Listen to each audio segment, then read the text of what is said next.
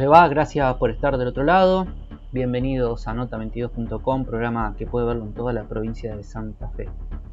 Esta semana vamos a dialogar con el presidente de la Cámara Penal de Vera, Eduardo Vernacchia, también una persona de más de 20 años en la docencia universitaria.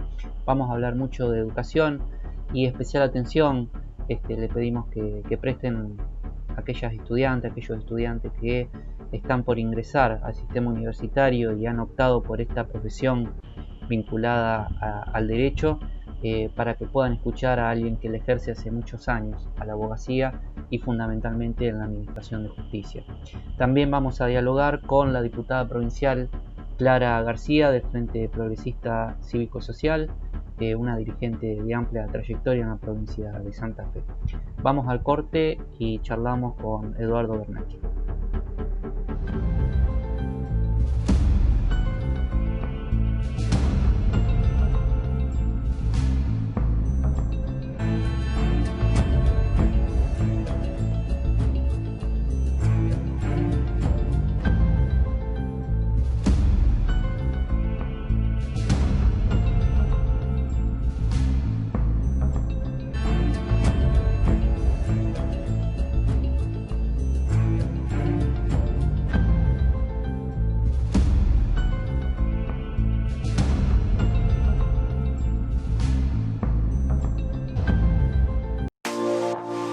Consejo Municipal de Santa Fe. Consejo Municipal de Santa Fe. El consejo de todas las voces.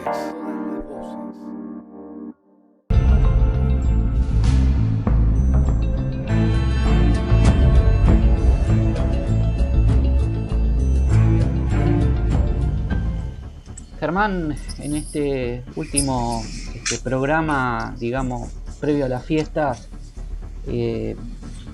queríamos hablar realmente con gente de la justicia. Siempre agradecemos a la Corte Suprema de la provincia, que realmente nos ha permitido hablar con distintos actores del sistema judicial, fundamentalmente los jueces, ¿no?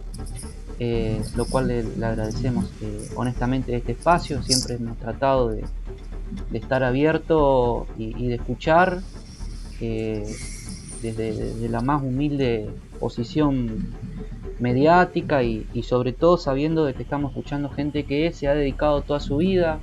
Uno llega a juez después de un recorrido, de haber ejercido primero en la matrícula, de haber sorteado concursos y una serie de cuestiones que hacen al acceso al Poder Judicial. Y bueno, este último programa del año...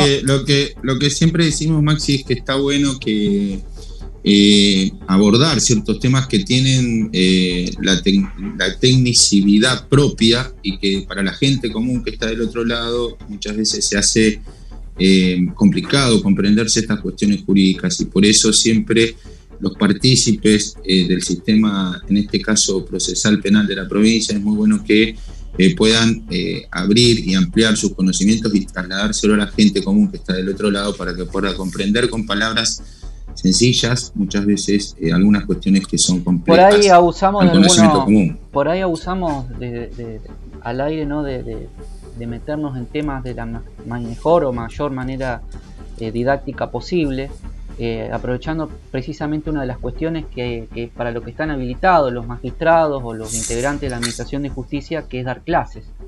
Y a veces eso es una virtud que permite comunicar de manera sencilla cosas que por ahí no son tan fáciles realmente, sobre todo lo que tiene que ver con cuestiones civiles profundas, cuestiones penales, y bueno.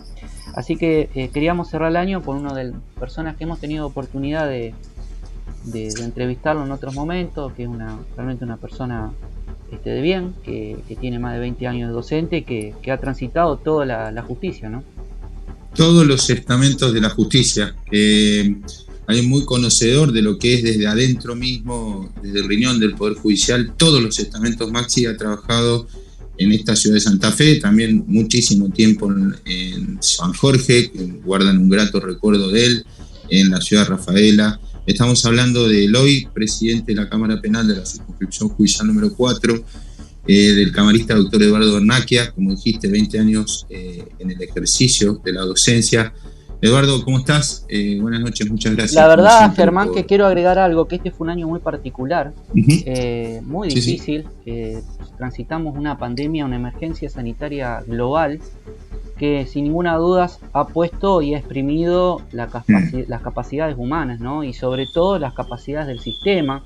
Seguramente dejó en evidencia muchas cosas para resolver, muchas cuestiones, pero también abrió otras puertas, como es nuevas herramientas, dicho en términos coloquiales, para poder desenvolver el sistema, tal vez presente a través de una computadora, pero a la distancia en cuanto a la inmediatez, ¿no? Así que bueno, muchas gracias, doctor, por atendernos, y sobre todo para hacer... Es feo hablar de balance, es muy trillado en el periodismo, pero sobre todo las experiencias, ¿no? Para recolectar este año para una justicia moderna hacia adelante, ¿no?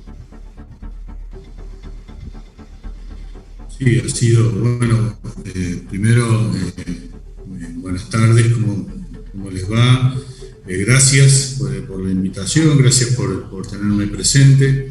Sí, ha sido un año donde nos ha llevado a apresurar pasos, a saltear etapas,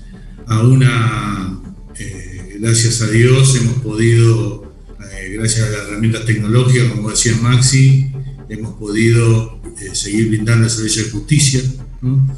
Nosotros, según un informe que yo le pedí a la Oficina de Gestión Judicial, tenemos un 3% de diferencia con el año pasado. Tenemos más de 450 resoluciones escritas este año en la Cámara, más 170 audiencias realizadas, que nos ha permitido también ser creativos, tener que ponernos nosotros también a aprender, porque si bien manejábamos, pero no las herramientas informáticas, digamos, a este nivel, ¿no? Yo en 28 años que llevo en total dentro del Poder Judicial, he visto este año que hemos tenido que avanzar muchísimo, más allá de lo que a los abogados nos gusta, porque finalmente somos muy de planificar, somos muy de tener las cuentas ordenadas hacia adelante, y esto en marzo, un día para el otro tuvimos que ir al 17 de marzo, una reunión con el presidente, con la defensora provincial, con el fiscal provincial y los presidentes de Cámara de las 5 circunscripciones, y ahí ver cómo seguíamos para adelante, ¿no es cierto? Porque el fuero penal básicamente no descansa, porque tenemos personas privadas de su libertad, porque tenemos situaciones muy delicadas.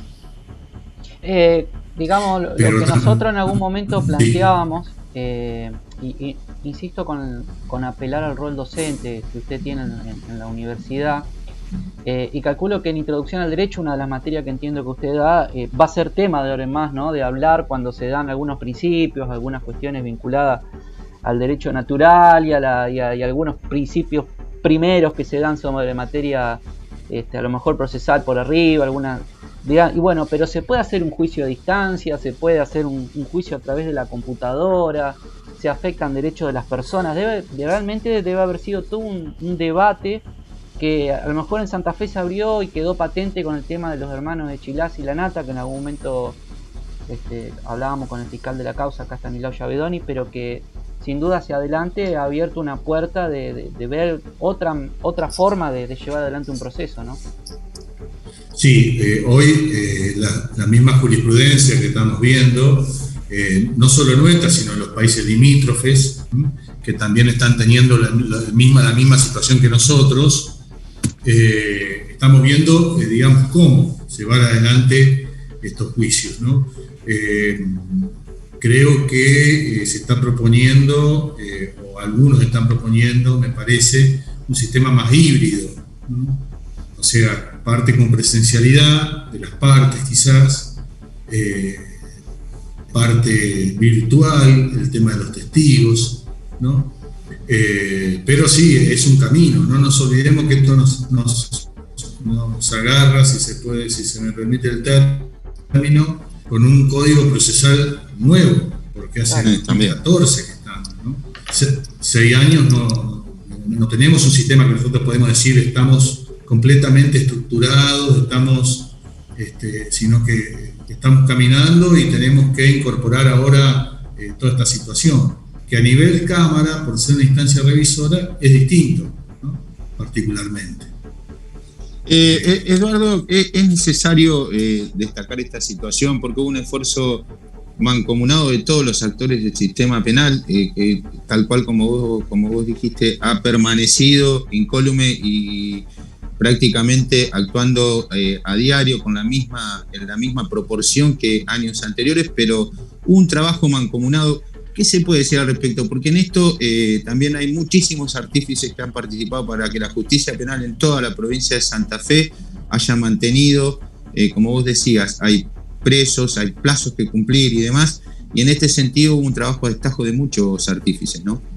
Sí, hay que realmente reconocer la vocación de magistrados, de funcionarios, de empleados, que aún siendo pacientes de riesgo, algunos desde sus casas han seguido trabajando, ¿no? Si me permite, doctor, ahí yo quiero hacer una sí. mención y un saludo muy especial a la familia del doctor Pegasano, de acá de la capital de la sí. provincia, que ha fallecido justamente por el tema de COVID. Me parece que justo en el tema que estamos tratando vale la mención.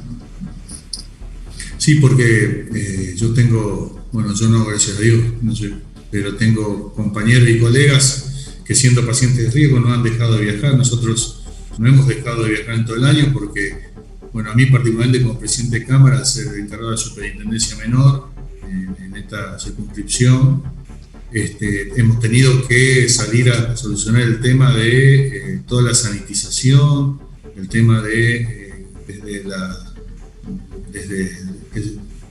desde la conectividad empapado hasta la conectividad, ¿no? Que también ha sido toda una logística que hemos tenido que ir armando, y que, también hay que reconocer que la Corte nos ha proveído de todos los elementos para poder seguir brindando, ¿no? Desde la notebook hasta los elementos de higiene, hasta las mascarillas, ¿no? Todo aquello que nos ha permitido seguir prestando el servicio. Doctor, le voy a hacer una pregunta, insisto, porque a mí me gusta mucho hablar con el tema, nos dedicamos mucho al tema docente en este espacio y me gusta mucho hablar con el docente. Esta etapa o esta parte del año, muchos chicos están decidiendo su futuro académico, su trabajo, su profesión liberal o trabajar en el Estado, a lo mejor en la justicia, en la administración pública. ¿Qué se le dice a un estudiante de Derecho cuando va a ingresar a la facultad sobre la opción que está eligiendo? Y usted me va a decir, me hace esta pregunta, yo no estoy en la parte de extensión, pero ¿sabe por qué le pregunto? Porque al tener tantos años en un poder justamente que busca darle equilibrio al sistema republicano, una reflexión de una persona tal vez de su talla puede tal vez alivianar algunos pensamientos que uno escucha sobre la abogacía. Cambian la frase de San Martín, por ejemplo, ¿será lo que deba ser o será abogado? Y así un montón de cuestiones. ¿Qué le diría a usted a un alumno que ha optado por esta profesión? A ver, yo todavía después de 20 años, porque lo hago porque me gusta realmente, sigo participando de este curso de ingreso que hoy se llama de nivelación, ¿no es cierto? Uh-huh. Porque yo siempre le digo dos cosas, ¿no? La primera es que nosotros, los abogados, es muy difícil, mal que le pese a muchos, ¿no? A lo mejor, es muy difícil que nos reemplace una máquina, porque nosotros no trabajamos con personas. La persona, quizás, yo siempre pongo el mismo ejemplo, durante 30 años para siempre ante el mismo semáforo que está en la esquina de su casa, pero un día viene apurado, enojado, descompuesto, y no lo hace, ¿no? Entonces, nosotros, el abogado, ¿no? Porque, a ver, desde la teoría de los objetos en introducción del derecho, nosotros decimos que el derecho es un objeto cultural en permanente expansión, que está metido en la misma, y digamos, en la misma relación de las personas, ¿no? Y que yo, por lo que veo después de tantos años, no es que los abogados no tienen trabajo, ni que hay mucho trabajo, no hay nada de trabajo, digo, hay muchos abogados. digamos, sí, hay muchos abogados, pero también hay muchos contadores, hay muchos arquitectos, ¿no? Y nosotros, la diferencia, el profesional, la diferencia la hace en base al conocimiento. Y el derecho es una ciencia que nunca se agota. Cuando uno lo estudia realmente y uno aprende, ¿no? Nosotros hoy en día estamos discutiendo por ahí fallos que tenemos y lo discutimos desde una teoría o de otra, y nunca se agota el estudio del derecho. Y aparte tienen dinamismo últimamente, ¿no? Yo siempre les pongo el ejemplo de, si nosotros decíamos la Constitución dice el tema de la inviolabilidad de la correspondencia. Allá por el año 90 era una cosa, hoy es otra. Totalmente. Y el término es el mismo, ¿no? El tema del medio ambiente, informático, ¿no? Hoy el grooming.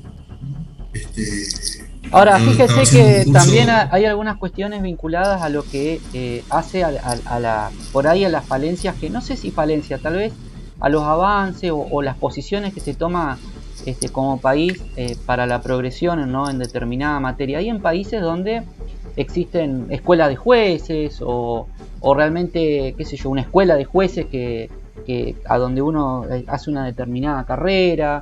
En Argentina tiene otro modo de acceso a la justicia. Hay gente que un día, como usted, ha hecho toda su vida una carrera, otros que mediante concursos en algún momento llegan. O sea, es como que hay distintas alternativas en cuanto a al tiempo de dedicarse, ¿no? Al ejercicio en un poder. A lo mejor para mejorar la justicia, ¿usted qué le gustaría que en adelante se pueda observar? A ver, nosotros según la ley 1318 tenemos una obligación de la formación permanente. Uh-huh. La formación permanente lleva a, como yo le decía antes, a nunca confiarse de lo que uno sabe, porque siempre hay que estudiar un poco más, siempre, digamos, que se entienda lo que voy a decir, ¿no? Para mí el derecho es maravilloso en el sentido de que siempre hay algo nuevo que uno puede aprender, no se agota, ¿no? En las teorías que uno tiene, porque el derecho penal tiene esto, ¿no? Que cada hecho es distinto al otro, donde a diferencia de otra rama del derecho no se aplica la analogía, digamos, ¿no? No hay un caso parecido al otro, ¿no? En dos casos puede haber dos condenas perpetuas, pero no significa que sean casos iguales, para nada.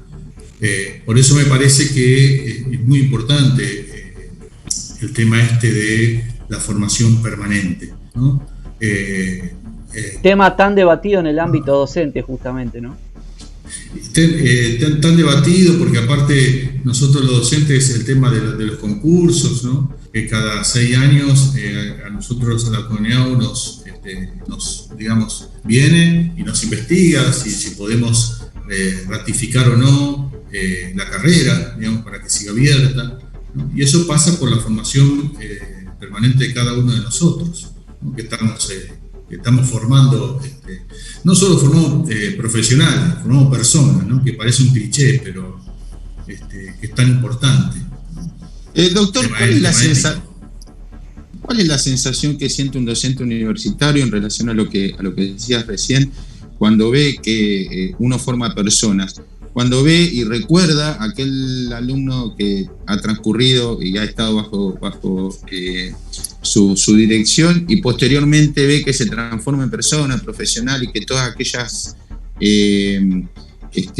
cuestiones que fueron inculcadas por parte del docente la aplican en la realidad. ¿Qué es lo que sienten? Sí, también se ve agarrada la cabeza cuando ve al profesional que hacen cualquier cosa del tribunal, ¿no? Está bueno, porque eso es algo que le pasa a diario. Yo decía, yo no sé cómo salió, alguno lo debe querer matar también. Es siempre con el nivel de responsabilidad que uno lo hace. Si uno se siente, digamos, corresponsable con aquella formación, es una cosa. Me parece que está como con el trabajo del periodista también. Es decir, si uno se siente responsable del programa que hace, corresponsable, claro, se verificará muy bien a qué persona entrevista o qué preguntas hace.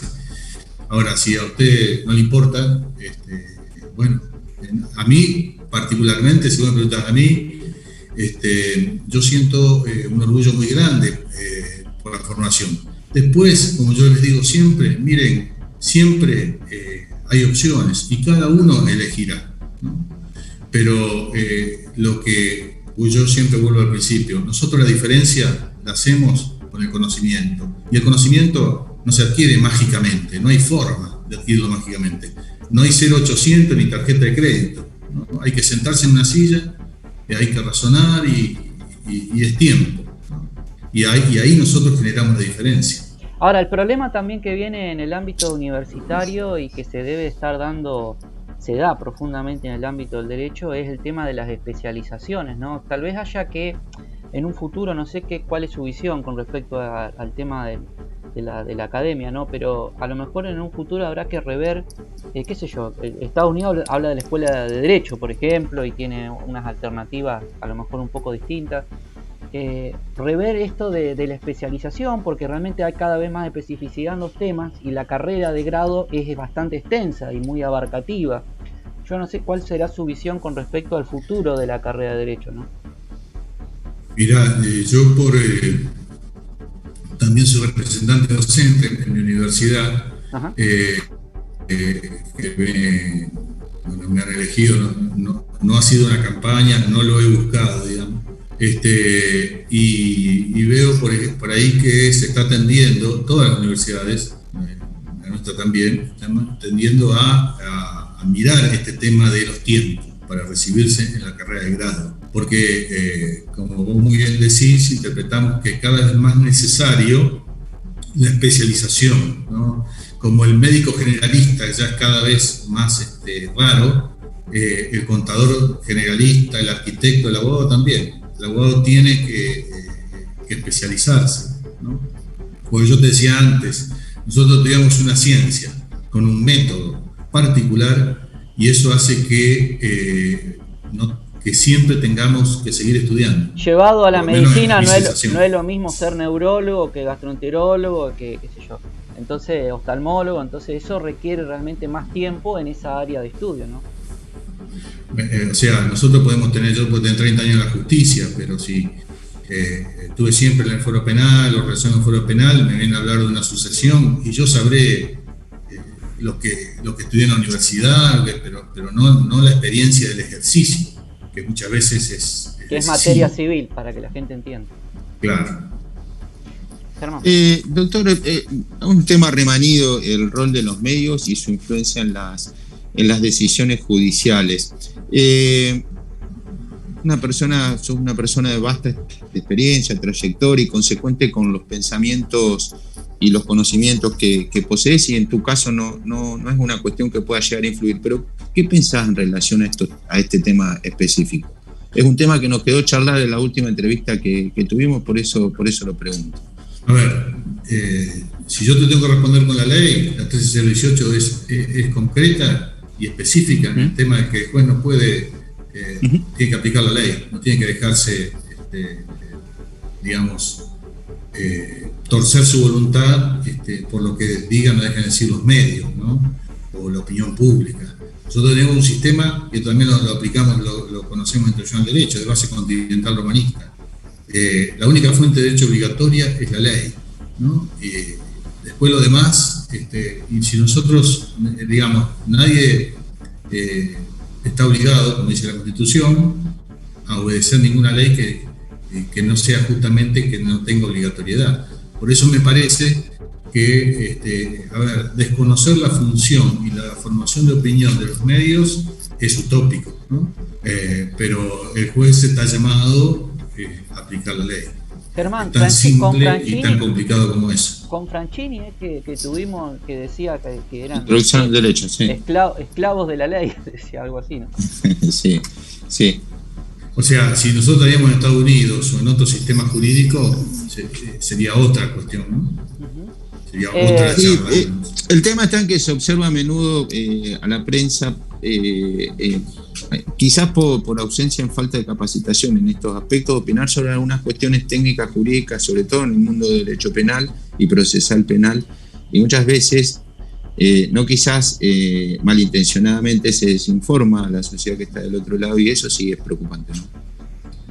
Sí, porque se forma opinión, digamos, ¿no? Yo no creo que ningún juez tenga una mala intención, por lo menos, ¿no? Y no me ha tocado nunca. Siempre se hace en base a la ley. La ley también fija determinadas instancias. O sea, yo no estoy de acuerdo con el fallo de primera instancia, vengo a la Cámara. No estoy de acuerdo con el fallo que dictó los camaristas, voy a la Corte, ¿no? Yo creo que también el respetar las instancias nos hace ser respetuosos de la ley doctor, y de las interpretaciones. Habló de instancias y en estos días no lo quiero meter en polémica, pero sí insisto al profesor. Hay algunos proyectos dando vuelta donde apela a poner salas especializadas o digamos salas especializadas anteriores a la Corte Suprema de la Nación, como un modo de tal vez filtrarles temas a la Corte o de quitarle poder. Sé que usted es juez provincial, pero en definitiva, como usted dice, estamos acostumbrados, a lo mejor mal en Argentina, que todos llegan a la Corte Suprema de la Nación o muchos casos, ¿no? ¿Tiene alguna visión con respecto a eso? A ver, hay ejemplos en América Latina. Yo cuando estaba cursando el doctorado, hay tribunales que llaman, no Corte Suprema, sino tribunales que llaman constitucionales. Dentro de esos tribunales constitucionales hay salas, ¿no? De derecho administrativo, de derecho penal, yo no tengo, una opinión formada desde qué punto. Desde el punto que nuestra Corte hoy no funciona en mi materia, que es la materia penal. Correctamente. Bien. Sí, yo, digamos, más, aprendo continuamente. Ahora, hay algo que le debe pasar a usted en la Cámara, que son muchos casos lo que a veces tienen que resolver, y son 5 jueces actualmente, ¿no? Entonces, eso también a veces nos lleva a dilaciones involuntarias probablemente. Siempre la Corte se maneja sin plazos, digamos. ¿Eso podría venir a solucionar un poco todas estas moras que hay o en realidad es un debate innecesario este? Sí, siempre, como todo sistema, siempre es de acuerdo a cómo se estructure, ¿no es cierto?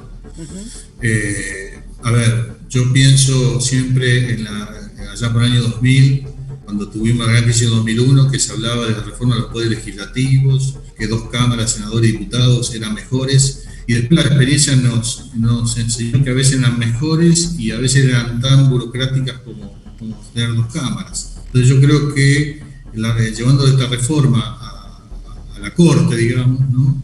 Me parece que también hay que mirar la estructura que tienen las Cortes, ¿no? Los abogados relatores, ¿no? Gente que está muy capacitada, muy preparada. Sí, no es que esos 5 jueces trabajan solos, porque por ahí está esa imagen. Que asisten, ¿no? Que asisten y que son de una calidad. Nosotros en nuestra provincia tenemos gente muy reconocida, como abogados relatores en la Corte, que conocemos de su valía, ¿no es cierto?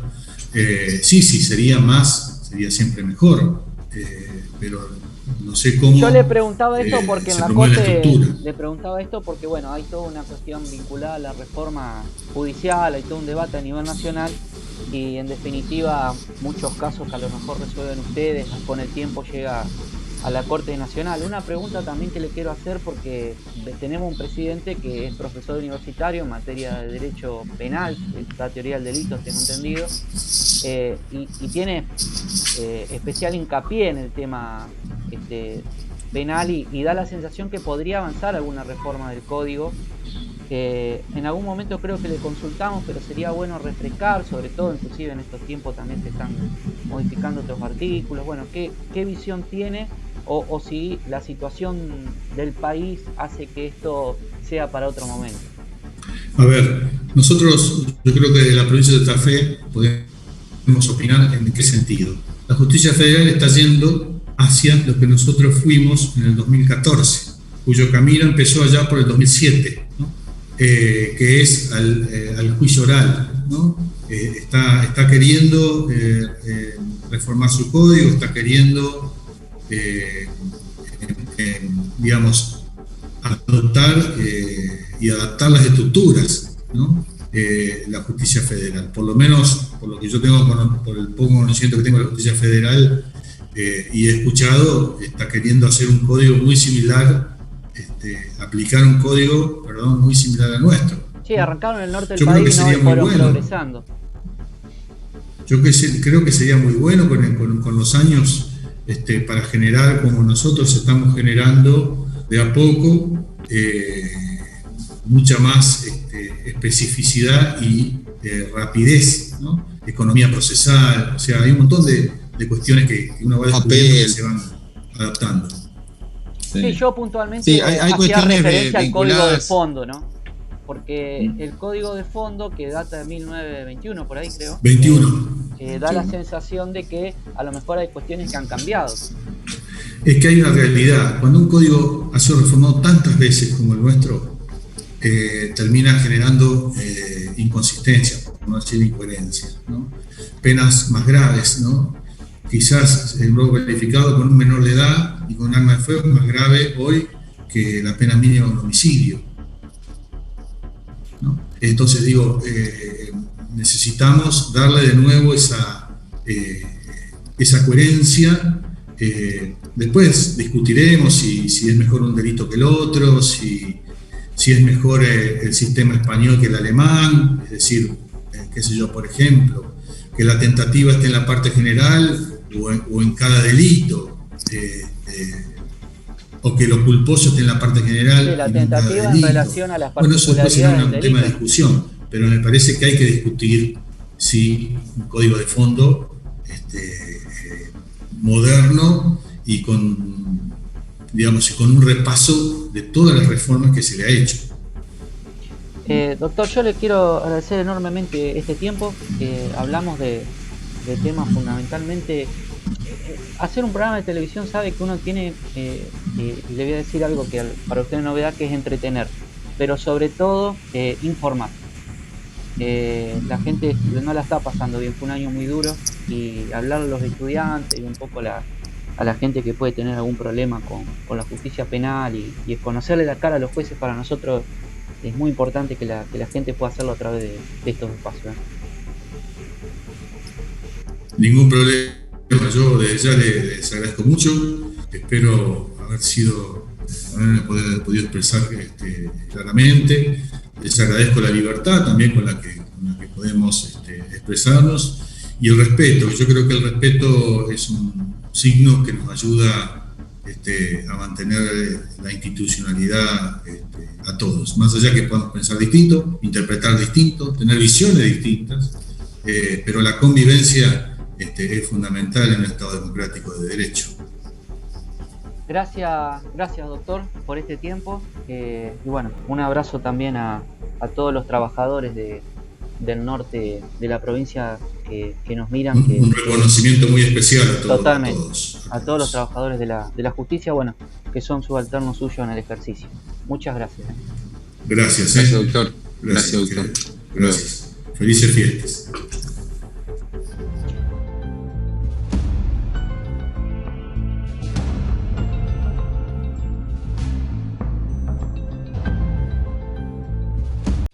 Hicimos cosas grandes en el pasado. Hace 65 años elegimos Santa Isabel, Córdoba, para construir nuestra fábrica y motorizar al país. Nos ganamos un lugar en tu garage y en tu vida, con modelos icónicos. Fabricamos leyendas y muchísimos campeones. Pero llegó la hora de hacer algo todavía más grande. De seguir creyendo en el país y ayudar a volver a ponerlo en marcha. Se viene la nueva Renault Alaskan, nuestra primera pick-up de 1 tonelada. Trabajo que genera trabajo.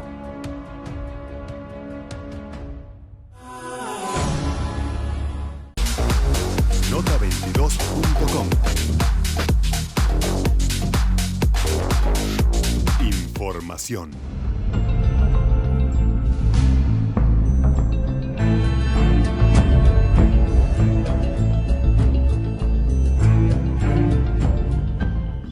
Estamos en comunicación con una dirigente, mujer ella de las más destacadas en la provincia de Santa Fe, diputada provincial por el Frente Progresista Cívico y Social, Gracias por atendernos, Clara, y en un año complicado realmente, sobre todo para aquellos que han dedicado su vida a la política, ¿no?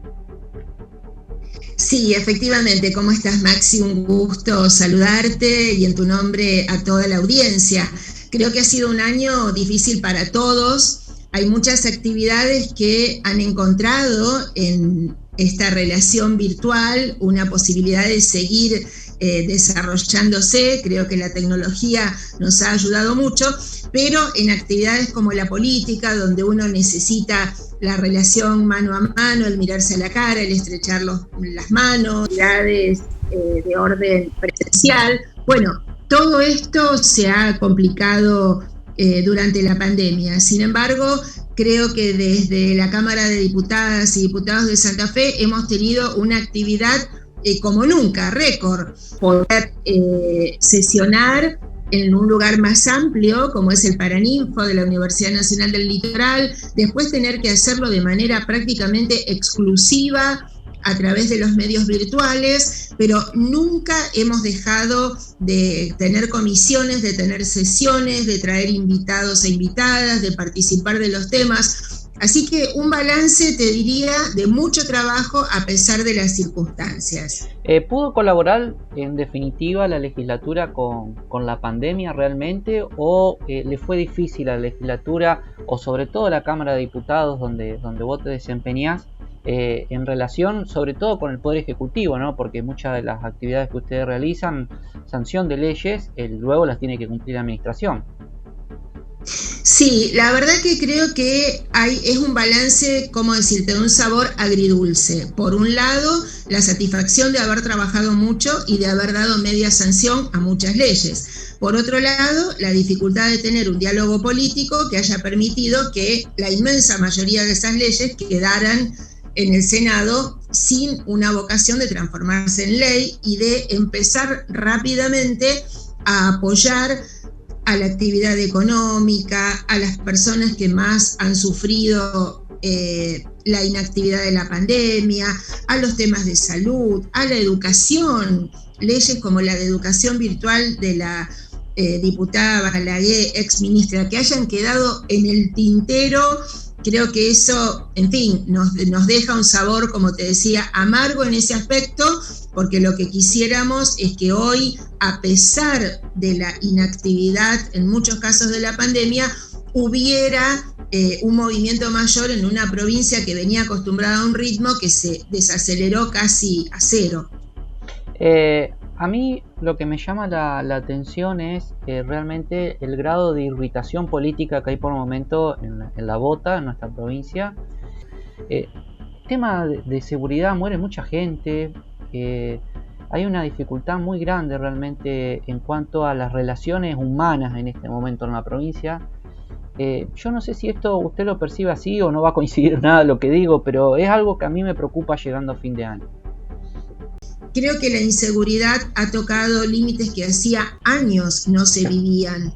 En el departamento Rosario, de donde yo soy oriunda y donde vivo la mayor cantidad del tiempo, vamos a terminar lamentablemente con un 50% más de homicidios que el año pasado. Eso es una cosa desgarradora, que incluye a un niño, a un bebé muerto en los brazos de su mamá. Digo, eso es de una gravedad, de algo absolutamente inexplicable. Todos los días hay balaceras, todos los días hay hechos violentos y lamentablemente no tenemos un diálogo serio. Es decir, tenemos un ministro de Seguridad muy verborrágico, pero no en la construcción de un plan serio, trabajado, con una Junta Provincial de Seguridad que amalgame lo mejor de cada uno de los poderes y de las fuerzas de la sociedad civil en un plan serio. No lo tenemos. Tampoco tenemos una policía que esté dando respuesta, pero porque,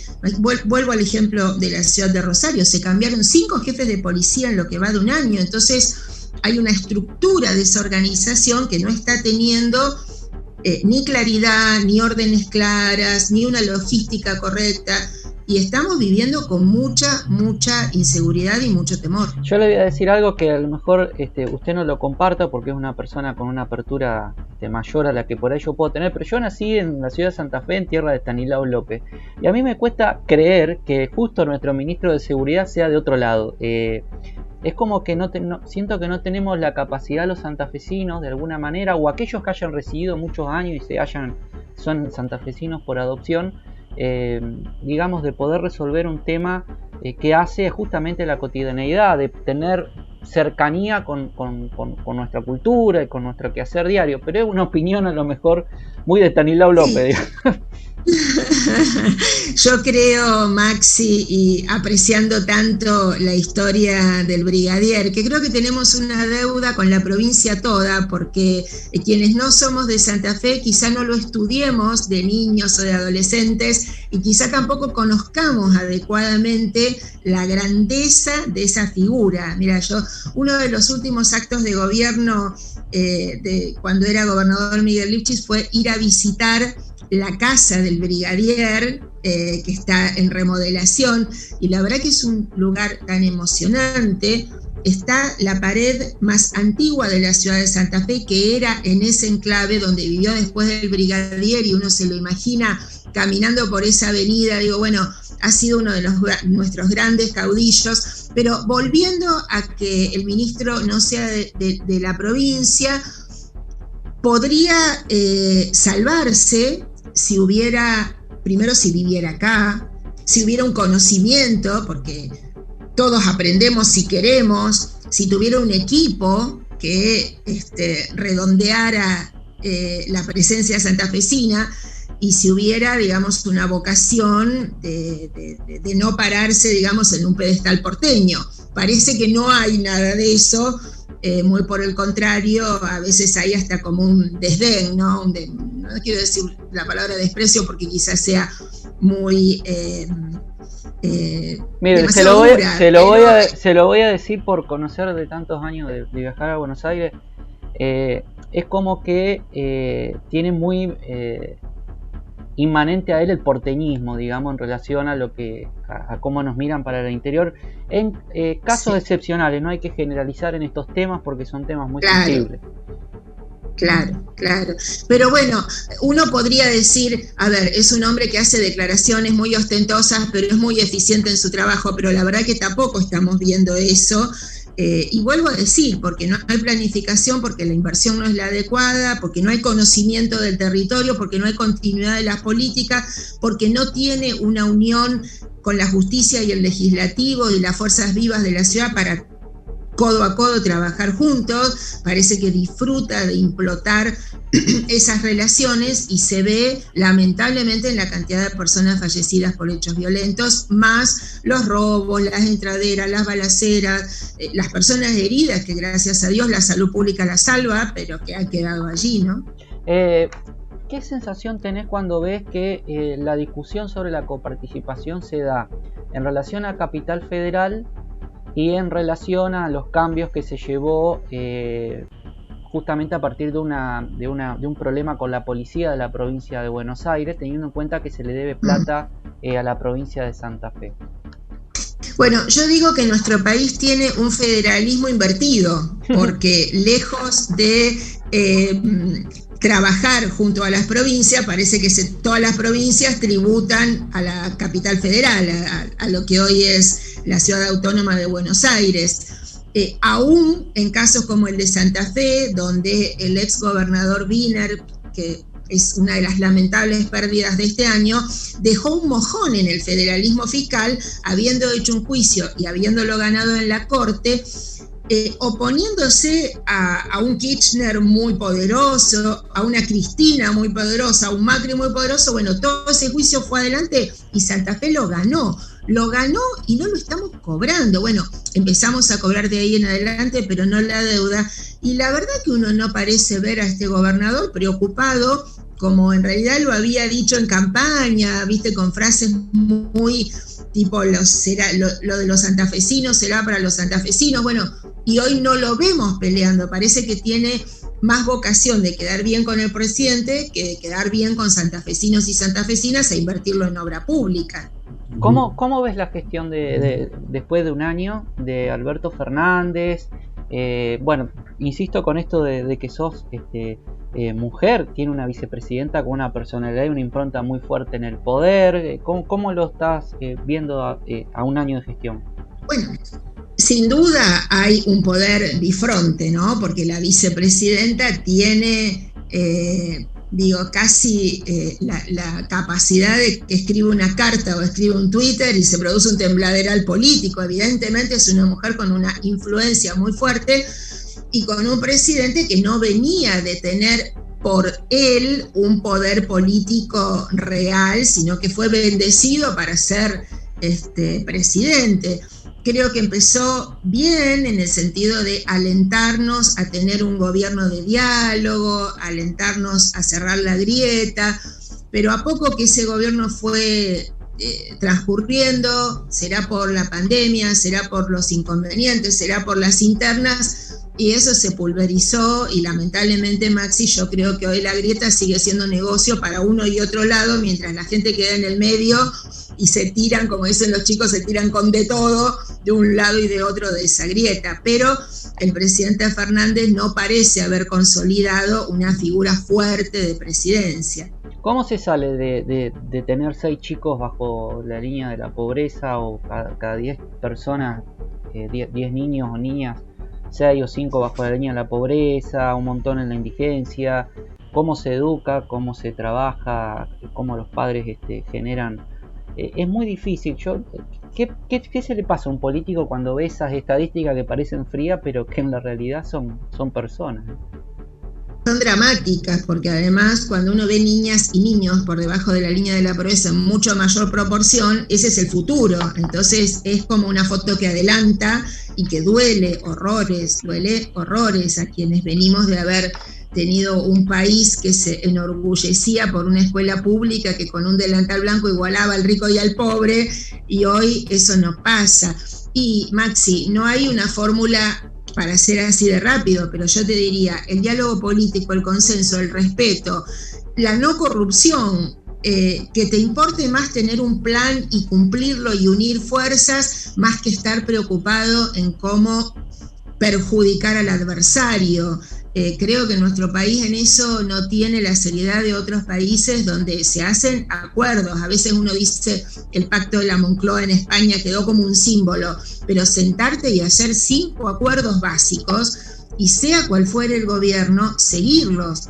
Para eso tenés que tener convicción política, un consejo económico y social, políticas públicas. A ver, nosotros tuvimos aquí el Plan Abre y el Nueva Oportunidad, que fueron 2 planes sociales que trabajaban en el 1 a 1 con las personas más vulnerables.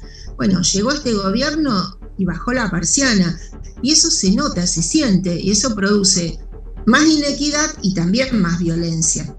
Sabés que hablando con dirigentes de la salud, de la sanidad, por eso yo pongo mucho en valor el tema de la mujer, de la fortaleza que para mí es mucho más grande que la que tiene el hombre en muchas situaciones.